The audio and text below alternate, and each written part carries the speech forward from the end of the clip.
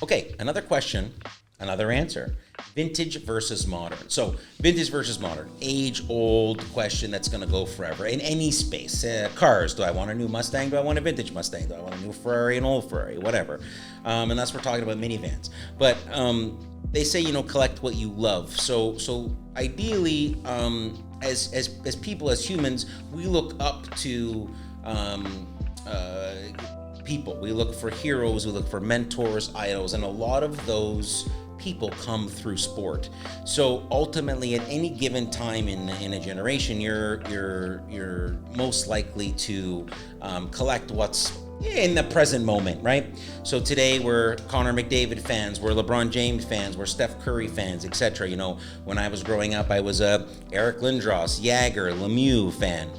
Gretzky, Michael Jordan. So before that, when the generation before me, they were Daryl Sittler fans, they were Joe Montana fans, so on and so forth. So I think the correlation is really there. The difference in terms of vintage versus modern, the years of production generally is what dictates that. So they would, and people will argue the 80s, the junk wax era, it really isn't vintage. Vintage would be like pre-1980.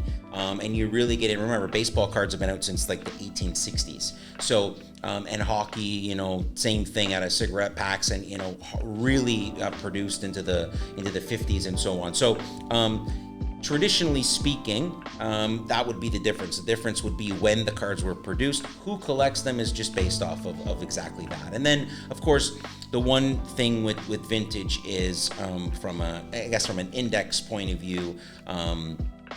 They're a lot more scarce, of course, than anything more modern, which, in theory, affects the value of said card. So I think hopefully that makes sense, just to give you a few little touch points, really, on what the difference between vintage and modern. And then really, if you were to look at like a PSA scale, we're saying modern is 1980 to about 2015, 2018. And then we're saying ultra modern, this current, boon in the hobby that we've experienced the last 4 or 5 years is post 2019.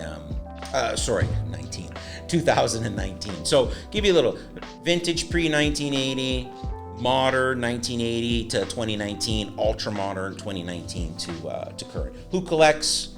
You collect your childhood heroes. You collect your adulthood heroes. And that would just be indicative of what I collect. Hulk Hogan. So that's some people would call the 80s vintage. I don't feel quite vintage, even though the gray would say otherwise. So anyway, hope that helps. I really appreciate you guys always listening, and keep the comments coming, keep the questions coming, because I got lots of answers. I don't know if I pulled my phone on a tulip there, but whatever.